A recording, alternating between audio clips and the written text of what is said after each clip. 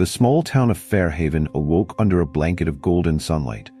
The crisp autumn air carried the scent of fallen leaves, and the distant hum of a train rumbled through the quiet streets.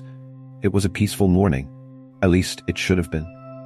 Ethan Carter, a 79-year-old retired firefighter, stepped onto the sidewalk outside Maplewood Diner, inhaling deeply. The aroma of fresh coffee and sizzling bacon curled through the air, mixing with the earthy scent of damp pavement. This had been his routine for years: Sunday breakfast at the diner. A quiet meal, a strong cup of coffee, then a moment to just be. But something about this morning felt different. He adjusted his worn leather jacket, the patches on the sleeves telling stories of decades spent running into burning buildings. His hands, weathered and scarred, trembled slightly as he pushed open the diner door. The familiar chime of the bell above the entrance rang out, but the warmth he usually felt upon entering was absent.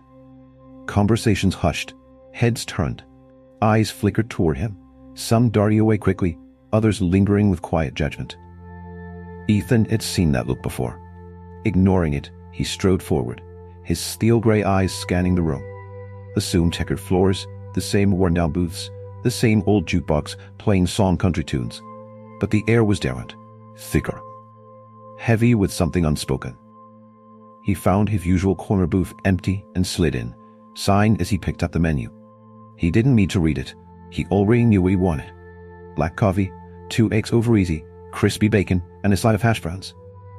The same order he'd had for years. Just as he reached for the napkin holder, a shadow loomed over his table. Harold Stokes. The owner of Maplewood Diner had been running the place for nearly 4 decades. A burly man with thinning hair and a permanent scowl, he had always been a gatekeeper of tradition in Fairhaven. And that tradition, as Ethan had long suspected, did not include people like him. Harold crossed his arms, his expression stoic. "We're full up today." Ethan blinked, slowly lowering the menu. His gaze flicked around the diner. 6 empty tables, a few open stools at the counter. A lie. His jaw tightened. "Plenty of space," he said evenly, locking eyes with Harold. "Unless there's another reason you don't want me here." The silence in the diner thickened. A few customers shifted uncomfortably in their seats. A mother pulled her child closer. The waitress near the counter hesitated, her hand gripping a steaming pot of coffee, as if frozen in place. Harold's mouth pressed into a thin line. "I reserve the right to review service," he said flatly. Ethan exhaled to his nose, pushing down the familiar anger that threatened to rise. This wasn't the first time he'd been treated like this.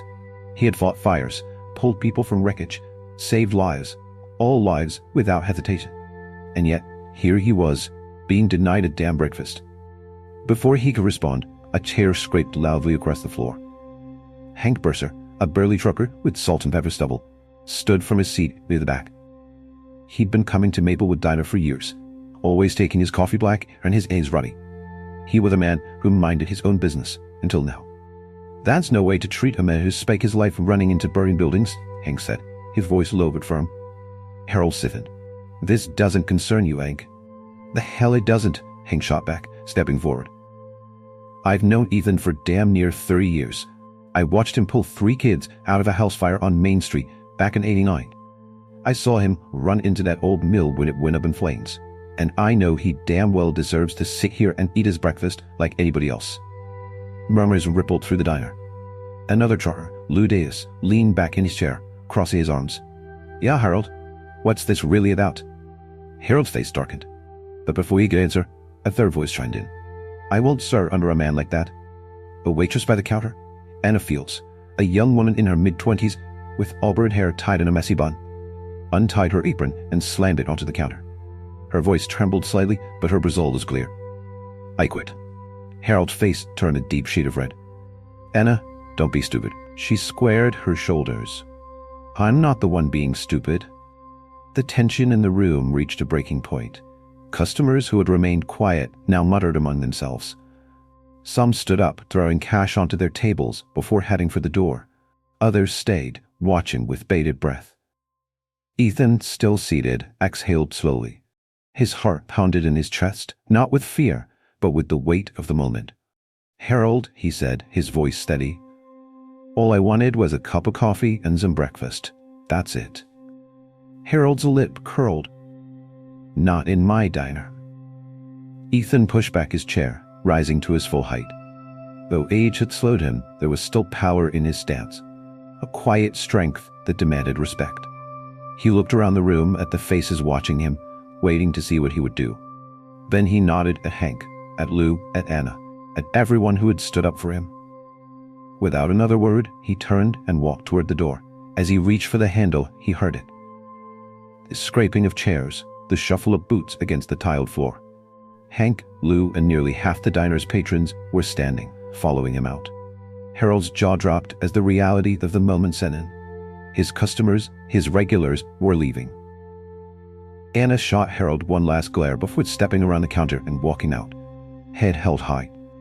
As Ethan stepped outside, the crisp morning air felt different, lighter. Behind him, the sound of footsteps filled the street as a crowd gathered outside the diner. A few whispered among themselves. Others shook Ethan's hand, clapped his shoulder, thanked him, not just for his service, but for standing tall. Hank grinned, clapping Ethan on the back. "Well, guess we'll have to find somewhere else to eat." Lou chuckled. "Yeah, some place that serves breakfast to everyone." Ethan allowed himself a small smile. He had spent his life fighting fires. Today he realized the biggest flames weren't the ones that burned buildings. They were the ones that burned in people's hearts. And today, those flames had been met with something stronger. The door to Maplewood Diner swung shut behind Ethan, but the weight of the morning's events followed him into the street. The crisp autumn air did little to cool the fire smoldering in his chest. He had walked into the diner expecting a quiet breakfast. Now he was walking out as the center of a storm that he hadn't asked for. Behind him, a group of patrons still lingered outside, whispering, their eyes flicking between Ethan and the now nearly empty diner. Some looked apologetic, others avoided his gaze altogether. But one thing was clear: Harold Stokes had made a mistake. And it was a mistake that would ripple through Fairhaven like a stone dropped into a still lake. Hank caught up to him, falling into step beside him. "You all right, Ethan?" Ethan exhaled through his nose, shaking his head. Hell of a way to start the day. Hank gave a dry chuckle. "Well, I think you just made history. Not every day you see half a diner walk out in protest." Ethan nodded but said nothing. His thoughts were elsewhere. The faces inside the diner. The faces of people he had known for years. People who had smiled at him on the street, waved when he passed. And yet, when it had mattered, how many had actually stood up? He clenched his jaw and kept walking. The walk home was longer than usual. Fairhaven had always been a small town, the kind where people prided themselves on knowing their neighbors. But knowing someone and accepting them were two very different things. Ethan had learned that the hard way. As he passed Main Street, memories stirred. Memories of fire and smoke, of sirens wailing through the night. He could still see it. 30 years ago, the house on Sycamore Street. The flames had been a living beast, roaring and twisting as they devoured the two-story home. He had been the first on the scene, the first to charge through the inferno. The heat had licked in his skin, smoke had burned his lungs, but he hadn't hesitated. The screams had led him to the second floor, a mother and her child trapped behind a wall of fire. He had barely made it out alive. And yet, the next day, when he had stopped by the local grocery store for a loaf of bread, the whispers had been waiting for him. "Did you hear? Yeah, save that woman and the kid. Still don't think he belongs here." Ethan had never asked for gratitude. He hadn't needed a parade, a plaque, or a free meal at the diner. All he had ever wanted was fairness, and Fairhaven had never quite given him that. By the time he reached his house, a modest two-bedroom, tucked at the edge of town, his hands had stopped shaking. He had barely stepped onto the porch when the sound of gravel crunching behind him made him turn. A dark blue pickup truck rolled to a stop in front of his driveway. The door swung open and a man climbed out. Ethan tensed. He recognized that face. Deputy Sheriff Tom Whitaker. Tall, broad-shouldered, with a slow, measured way of speaking, Tom had been in Fairhaven nearly as long as Ethan had. He was the kind of man who always seemed like he was waiting for trouble to happen. Ethan had never quite decided if Tom was a fair man or just another cog in the machine. But this morning he was here, and that meant something. Tom pulled off his sunglasses and tucked them into his shirt pocket. "Morning, Ethan." Ethan crossed his arms. "Morning, Tom." Tom leaned against his truck. Heard there was some trouble at the diner. Ethan exhaled through his nose. You heard right. Tom was quiet for a moment, studying Ethan carefully. Then he sighed. You know, Harold, Eve not one for change. Ethan's eyes darkened. Is that what you call it? Tom rubbed the back of his neck. Look, Ethan, I get it. What happened was wrong. But Harold's got friends in this town. Friends who don't like to see things stirred up. Ethan let out a dry chuckle. Is that a warning, Tom? Tom shook his head. No, it's a reality check. He hesitated. People are falking, Ethan. Some folks are on your side, but others? They're looking for a reason to make you the villain in this. Ethan's jaw tightened. I walked into a diner and tried to order breakfast. If that makes me a villain, then maybe this town's got bigger problems than me. Tom sighed. You know what I mean. Just watch your back. Ethan held Tom's gaze. He wasn't sure if the deputy was here out of genuine concern, or if he was just trying to stop things before they got worse. Either way, Ethan had been through too much in his life to start backing down now. Tom studied him for a moment longer, then pushed off the truck. Just take care, Ethan. With that, he climbed back into his truck and pulled away, the dust from his tires lingering in the air long after he was gone. Ethan watched him go, his fists clenching at his sides. The battle wasn't over. It was just beginning. The incident at Maplewood Diner had started as a quiet moment of prejudice, a spark barely noticed in the morning air. But by noon, it had become a wildfire. Fairhaven, a town that prided itself on small-town peace, had never been one for loud conflicts. Disagreements happened behind closed doors, whispered in church pews, shared in glances rather than words. Not this time. By midday, the news had spread faster than a dry brush fire in the middle of July. First, it was the truckers who had walked out alongside Ethan. Hank Mercer, Lou Davis, and a handful of others had made their rounds through town, stopping at the gas station, the auto shop, and even the local barber, telling anyone who would listen what had happened at the diner. Harold Stokes threw Ethan Carter out like he was some nobody, Lou said, shaking his head as he sipped from a styrofoam cup of coffee outside the hardware store. Man's been running into burning buildings since before half of us were born, and that's how we treat him? Some nodded, murmuring in agreement. Others shifted uncomfortably, not wanting to take a side. But the flames had already been lit. The town divides. Ethan, unaware of how quickly things were spiraling, spent the early afternoon in his small home on the outskirts of town. The creaky wooden house had seen better days, but it was comfortable, filled with memories of a life spent in service. He sat by the window, the newspaper open in his lap, though he wasn't reading it. His mind was elsewhere, on Harold's cold stare, on the weight of the silence in the diner, on the way his hands had trembled with restrained anger. A sharp knock at the door broke his thoughts. He opened it to find Sarah Whitaker, a schoolteacher in her early 30s and one of the few people in Fairhaven who had always treated him with kindness. Her light brown hair was pinned in a neat bun, but the worry in her blue eyes was anything but tidy. "Ethan," she said breathlessly, "have you been outside?" Ethan frowned. "Not since this morning." "Why?" Sarah bit her lip and gestured down the street. "You might want to take a walk." Ethan stepped out onto his porch, squinting down Main Street. At first, he didn't understand what he was seeing. Then it hit him like a punch to the gut. The Cooper & Sons grocery where Ethan had shopped for years had a new sign taped to its window. Large, bold letters written in red marker, "We stand with Maplewood Diner. Stay out of town trouble." A few doors down, outside Jenkins Auto Repair, another sign, "Harold's Diner, Harold's Rules. Keep Fairhaven traditional." And then outside Benson's Pharmacy, the worst one, "Silence is golden. Troublemakers not welcome." The meaning was clear. Anyone who sided with Ethan was the enemy. The town wasn't just ignoring what happened at the diner. It was picking sides. The sheriff's warning. Ethan barely had time to process what he was seeing when another car pulled up to his house, kicking up dust from the road. The door opened, and Sheriff Bill Hartley stepped out. Unlike Deputy Whitaker, Hartley had been in Fairhaven his whole life. He had that old-school authority about him. Gray at the temples, sun-leathered skin, and a belt that sagged under the weight of a lifetime in law enforcement. Ethan didn't like him much, and right now, Hartley didn't look like he liked Ethan either. The sheriff walked up the steps slowly, eyeing Sarah before turning his attention to Ethan. "Mind if we talk?" Ethan crossed his arms. "I've got a feeling I won't like what you have to say, so let's get it over with." Hartley sighed, rubbing his jaw. "Ethan, I don't have a problem with you personally, but we both know this town does like making waves." Ethan scoffed. "So what, I'm a wave now?" "More like a damn hurricane." Hartley exhaled sharply. "Look, I get it. What happened at the diner ain't right. But people here don't take kindly to their routines being disrupted." Sarah crossed her arms.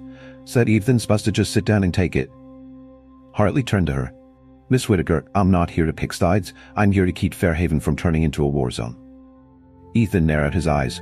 "A war zone? All I did was try to eat breakfast." "You and half the damn town," Hartley muttered. He pulled a folded paper from his pocket and handed it to Ethan. It was a formal letter.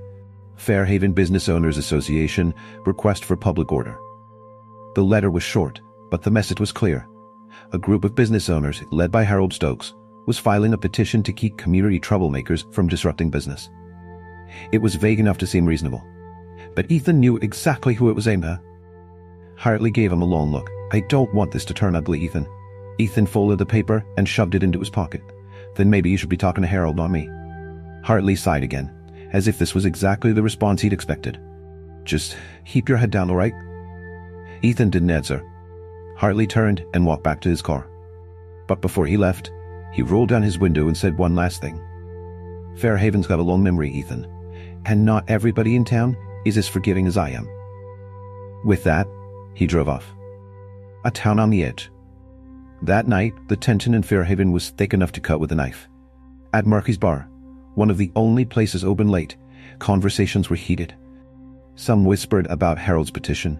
Others murmured about Ethan. "I don't see what the big deal is." One man grumbled into his beer. "It's just one guy. Why is the whole town turning upside down?" Another shook his head. "Because people don't like being reminded that things need to change." And outside the Maplewood Diner, long after it had closed for the night, someone had left a note on the door. A single piece of paper, taped under the porch light. The words, written in harsh black ink, sent a chill through the air. "Stay in your place, old man." Ethan's choice. Ethan sat at his kitchen table that night, staring at the letter from Hartley and the signs popping up all over town. Fairhaven was making itself clear. If he stayed quiet, things would settle down. If he pushed back, things would get worse. But as he looked around his small, worn-down home, filled with relics of a life spent protecting this town, one thought settled deep into his bones. He had spent a lifetime putting out fires. Maybe it was time to start one. The night after the letter arrived, Ethan barely slept. He sat at his kitchen table, the dim glow of a single lamp illuminating the stack of papers before him. The Fairhaven Business Owners Association letter sat on top, its printed words sterile and unfeeling. Community troublemakers. Ethan scoffed. That's what they were calling him now? After everything he'd done for this town? The lives he'd saved? The families he'd protected? Now he was just a troublemaker. His hands clenched into fists. Fairhaven had made its choice. Now it was time for him to make his. The first punch. Ethan wasn't the only one awake. Across town, Harold Stokes sat in his dimly lit office at Maplewood Diner, nursing a half-empty glass of whiskey. The newspaper lay crumpled on his desk, the front page blaring, "Diner Incident Sparks Deep Divide in Fairhaven." The article detailed the event at the diner, the walkout, and the protests that had begun to bubble under the surface. It mentioned Ethan Carter by name, calling him a respected member of the community. Harold snorted. Respected? Maybe once. But Fairhaven had rules, traditions, and outsiders, even ones who had lived here for decades, needed to remember their place. A knock at the door made him look up. The door creaked open, revealing Roger Tate, owner of the local hardware store and one of Harold's oldest friends. Roger was a stocky man with a permanent scowl and a deep mistrust of change. He stepped inside, closing the door behind him. "You see the news?" Roger asked, jerking his head toward the crumpled paper. Harold took a slow sip of his drink. "Yeah." Roger sat down across from him, lowering his voice. "This is getting out of hand. People are starting to take sides." Harold leaned back, his lips pressing into a thin line. "Then we need to remind them where they stand." Roger hesitated. "You sure about that? Some folks ain't too happy about how this is playing out. Even Sheriff Hartley's been cautious. Harold slammed his glass onto the table. Hartley can sit on the fence all he wants. We built this town, Roger. Not Carter. Not those outsiders. Us. Roger swallowed. What are you suggesting? Harold's eyes gleamed. We send a message. A late-night warning. Ethan didn't hear the men outside his house until the first brick smashed through his window. The shattering glass sent him bolting upright from his chair, his heart pounding. His instincts kicked in fast. He grabbed the fire poker from beside the fireplace and moved cautiously to the front of the house. Then, thud.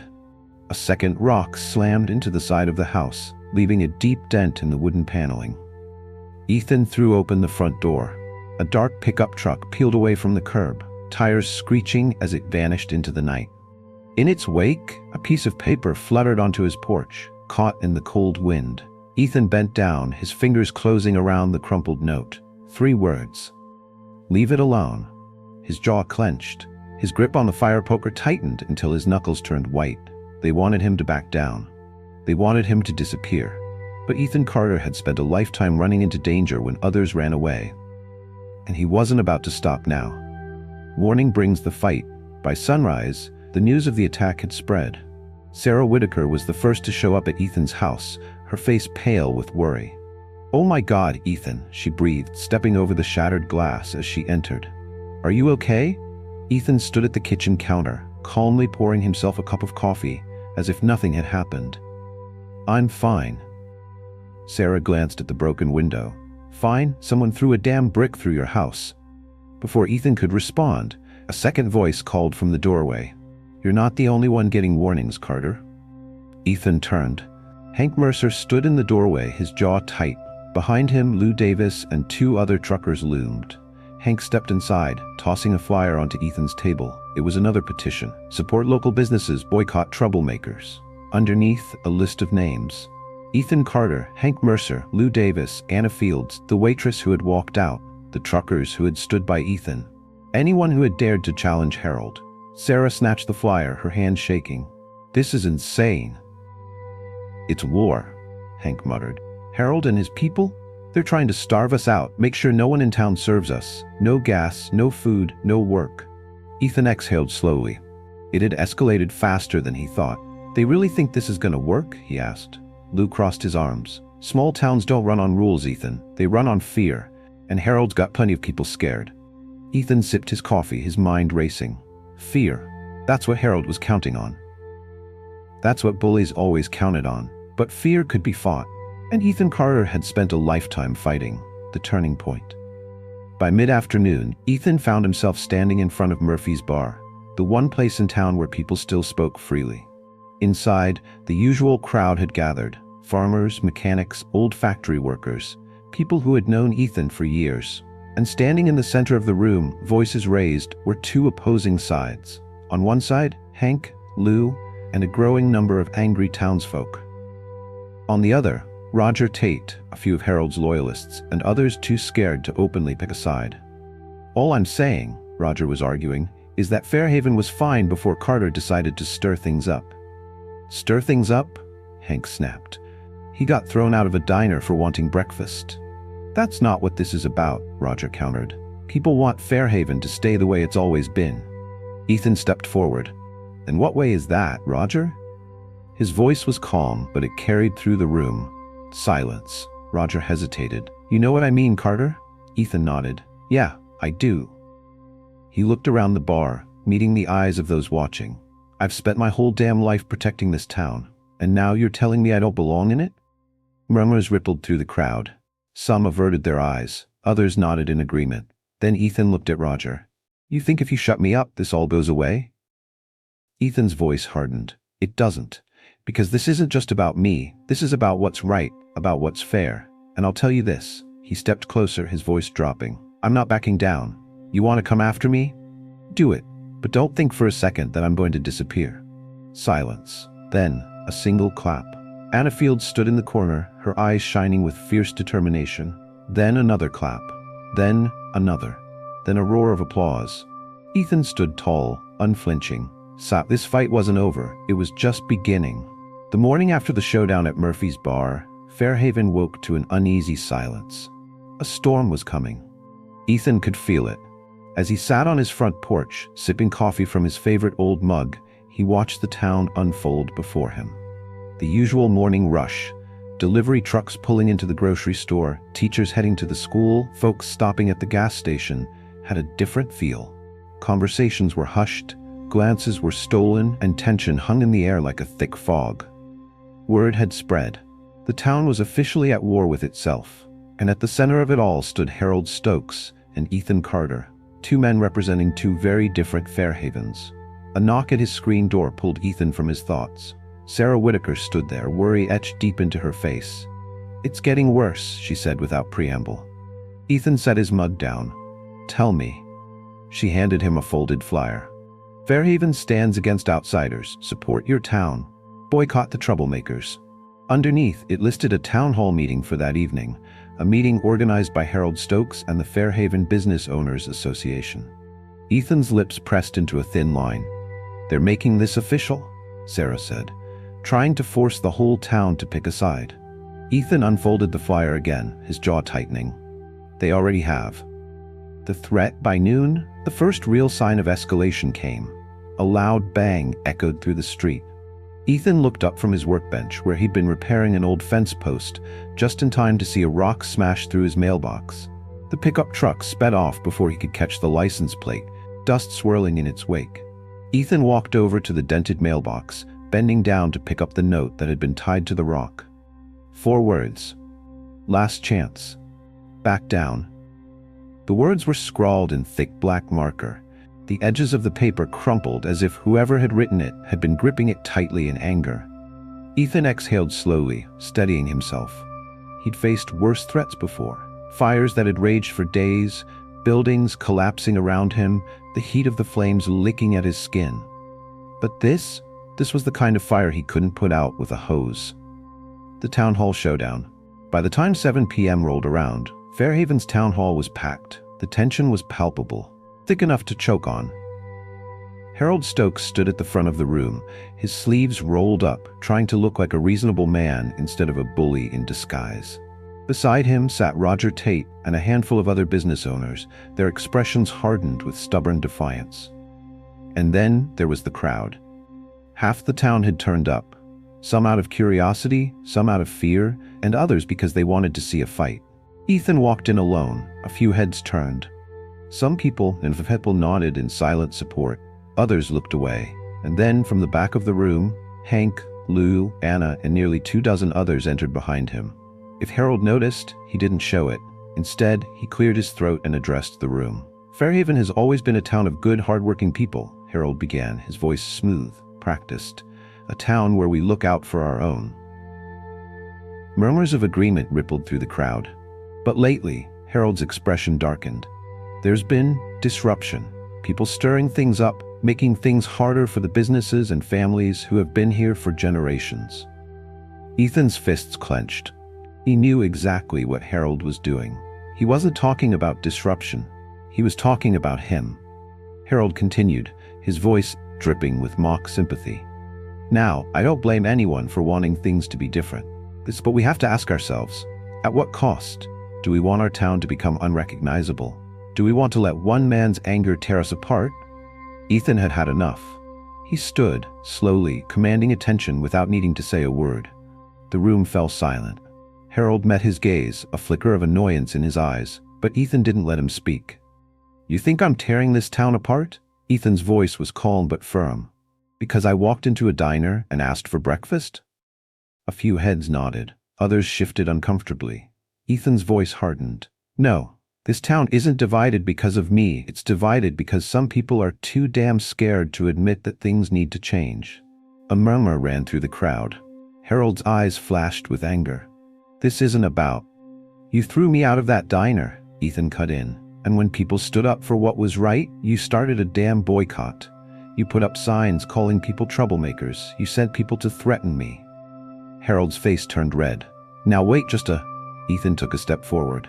"No, you wait. You like to talk about tradition, Harold. But let me ask you something. Where was that tradition when I pulled your nephew out of a burning house in '89? Silence. Harold's jaw clenched.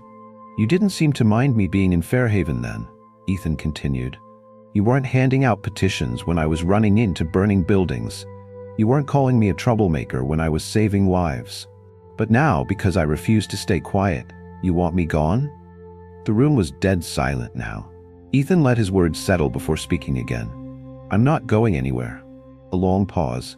Then, someone started clapping. It was Anna. Then Hank. Then Lou. Then half the damn room. Harold looked around, his face twisting in fury as he realized something. He was losing. The people of Fairhaven weren't scared anymore. They had chosen a side. After the meeting, Harold stormed out of town hall, his fists clenched at his sides. Roger Tate followed, his face pale. Harold, we should have stopped him earlier, Harold snarled. Now it's too damn late. He turned, rage simmering in his eyes. If Ethan Carter wants a fight, he'll get one. Ethan was halfway home when he heard it. The roar of an engine behind him. He turned just in time to see a black pickup truck speeding toward him. His instincts kicked in. He jumped to the side just as the truck swerved, missing him by inches. The tires screeched as the vehicle peeled away into the night. Ethan stood there, breathing hard, his heart pounding. Then he looked down at the ground, at the small wooden bat that had fallen from the truck's open window. Scrawled across it in black ink, "Leave or next time, we won't miss." The final stand. Ethan picked up the bat, gripping it tightly. Then he turned and started walking. Not home, but back toward town. He wasn't running. He wasn't backing down. If Harold wanted a fight, then Ethan Carter was damn well going to give him one. And this time, he wouldn't be standing alone. The night was silent, but Ethan knew better. Silence wasn't peace. Silence was the moment before the storm hit. As he walked back toward town, gripping the bat that had been meant as a warning, his mind was set.